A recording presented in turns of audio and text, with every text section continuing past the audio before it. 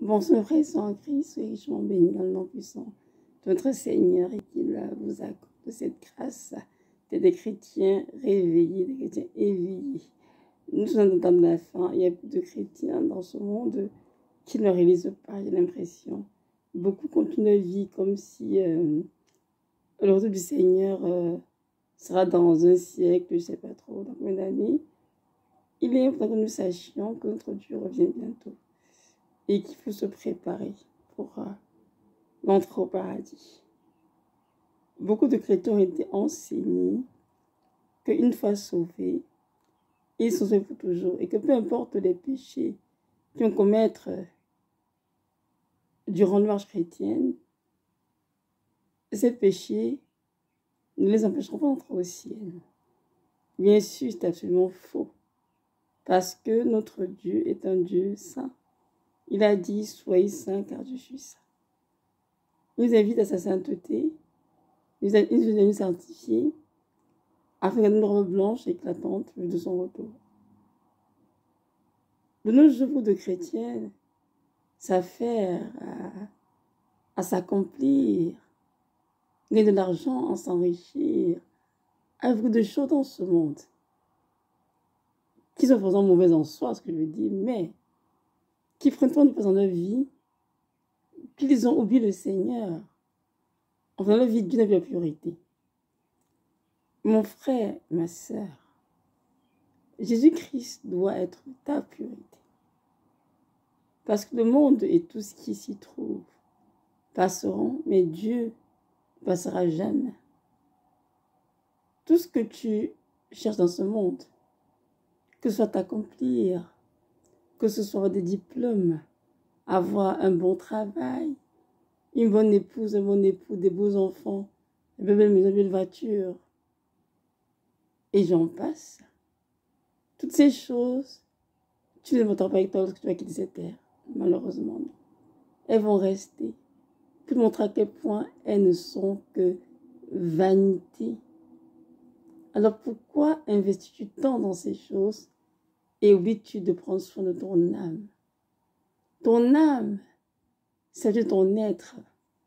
Tu es retrouvé devant le trône de Dieu, le jugement. Il y a des âmes qui iront en enfer, d'autres iront au ciel. Mais toi, où veux-tu aller après cette vie, cette terre? Veux-tu aller au paradis? Tu dois prendre soin de ton âme. Tu dois nourrir ton âme. Tu dois faire ce que tu attends de toi et sortir du monde. Lorsqu'on peut sortir du monde, on va dire par exemple qu'on peut aller travailler, on ne peut pas étudier, on ne peut pas, je sais pas trop, manger ou bien vivre dans la société, ce qu'on veut dire.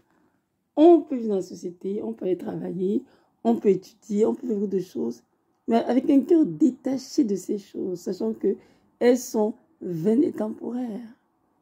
Mais que l'essentiel, c'est notre salut, notre entrée au paradis. Et chaque chrétien doit garder cela à l'esprit. Il y a beaucoup qui investissent beaucoup vraiment dans des choses que j'appellerais futiles, mais qui négligent leur croissance spirituelle, qui négligent de méditer la parole du Seigneur, qui négligent de prier, de louer le Seigneur, de le servir, de prendre soin des pauvres, de l'orphelin, d'évangéliser. Et c'est grave, mes frères et sœurs en Christ. Car nous serons tous dans le jugement pour toutes ces choses. Alors, je vais cette vidéo vraiment aujourd'hui t'inviter à revoir tes priorités. Pour qui vis-tu? Jésus-Christ ou toi-même? Où veux-tu passer ton éternité? Au paradis ou en enfer? C'est maintenant que tu dois décider. Ce n'est pas demain ni après-demain, ce n'est pas dans 20 ans, c'est maintenant. Parce que ta façon de vivre cette terre déterminera où tu passeras ton éternité. Je t'encourage à montrer ton affection plus de ce monde et à toute affection le Seigneur, les choses célestes où Christ est assis, à la de Dieu de Père, comme ce qui est dans Colossiens 3. Recherche les choses d'en haut et non celles qui sont sur la terre. Recherche les choses d'en haut et non celles qui sont sur la terre. Les choses qui sont d'en haut sont éternelles. Ces santé sont passagères. Il faut donc se tourner au bon endroit. Cherchez Christ. Cherchez à porter du fruit de l'esprit. Cherchez à aimer comme il est aimé, à prendre soin. Cherchez à travailler activement pour la rédemption des âmes. Cherchez à prendre soin de ceux qui souffrent, de les consoler, de les aider du mieux que nous pouvons, tous les jours. Il y en a tellement justement l'argent qui nous donne le temps pour les rendre visite à quelqu'un qui est malade. Il y en a qui sont tellement en train de chercher sur de richesses qui négligent même leur propre famille. Ils n'ont plus de temps avec les épouses, plus de temps avec les enfants, parce qu'ils sont dans une course effrénée. La recherche des biens monétaires. Est-ce pour l'argent que Dieu t'a créé? Est-ce pour les choses de ce monde que Dieu t'a créé? Ce que Dieu a dit dans sa parole lui-même. L'amour du monde est unité contre Dieu. Donc tu aimes le monde, tu peux aimer le Seigneur. C'est impossible. Tu te mets dans ce monde comme un chrétien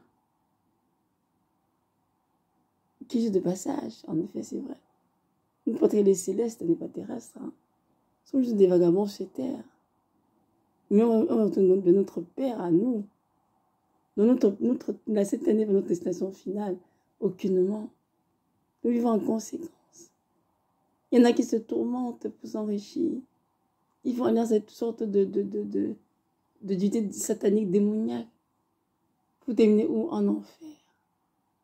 Que c'est triste. Que c'est triste, mes frères et sœurs.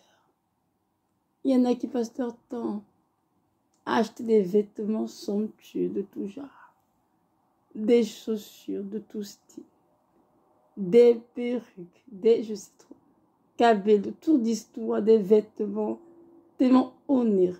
Alors à côté meurent des enfants de famille, à côté meurent des enfants de famille qui n'ont rien à manger, rien pour se vêtir.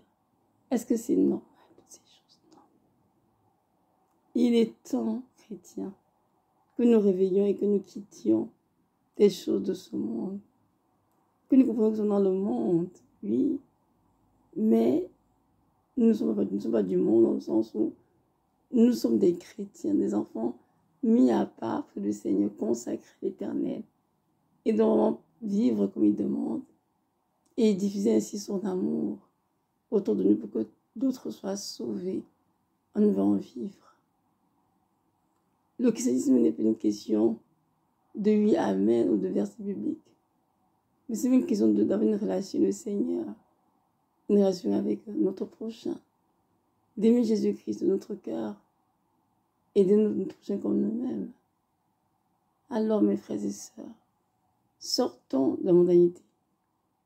Arrêtons de courir les choses vaines de ce monde qui ne seront d'aucune utilité dans l'avenir. Mais concentrons-nous vraiment à prendre soin de nos âmes qui sont très importantes dans le Seigneur et de savoir que rien, personne sur cette terre ne peut racheter nos âmes. Ce qu'il a fait, c'est notre Seigneur, Jésus de Nazareth. Il est ce qui a pu racheter nos âmes de la mort et de l'enfer. Il est le seul qui a le pouvoir d'envoyer en enfer au ciel. Il est le seul qui va nous juger à la fin des temps. Dans l'esprit que c'est à lui que nous rendons compte de comment avons-nous vécu une vie sur terre. C'est pas facile, c'est très difficile des fois. On fait beaucoup d'injustice, beaucoup de méchanceté, beaucoup de souffrance. Et je sais quand je parle, parce que j'en passe pas beaucoup. Mais je sais que peu importe ce que nous pouvons vivre, Jésus qui est sur son trône, et tout ira bien pour nous. Parce que ceux qui souffrent, la gloire de Dieu, ceux qui souffrent l'évangile de Christ, ceux qui souffrent que Dieu a permis cela pour son royaume, ces personnes seront couronnés par le roi des rois. Le Seigneur des seigneurs est grande, sera leur récompense. Notre Seigneur en personne a abandonné sa gloire céleste. Viens sur tes cieux comme un simple homme au milieu de nous. Il a été dans 33 ans. Ensuite, il a été crucifié, mort enseveli. Il est le troisième jour. Il est monté au ciel, il est assis de le Père Tout-Puissant, du vivant et des morts. Oui, il a été couronné de Père, parce qu'il a souffert jusqu'à la mort de la croix. Donc nous sommes chrétiens, nous aussi nous avons cette pensée de souffrir jusqu'à la mort pour l'amour de Jésus-Christ de Nazareth. C'est pour nous-mêmes, pour nos frères et sœurs, pour nos familles. Il faut le savoir, c'est important. La souffrance est partie intégrante de la vie chrétienne. Et sans souffrance, il n'y a aucun couronnement. Sans combat, il n'y aura aucune victoire. C'est pour ça que nous devons tous combattre le bon combat de la foi. Amen. Ceux qui sont bénis, mes frères et sœurs, et je vous en prie, réveillez-vous. Sachez que Dieu vous aime et qu'il prend soin de vous. Sachez que Dieu a tout à vous donner. En lui, la plénitude, nous dit la parole. Alors laissez les choses du monde de côté. Cherchez Christ. Attachez-vous à lui fermement. Et je vous assure que jamais il vous abandonnera. Soyez puissamment fortifiés. Et que notre Seigneur bénisse richement. Shalom. Shalom.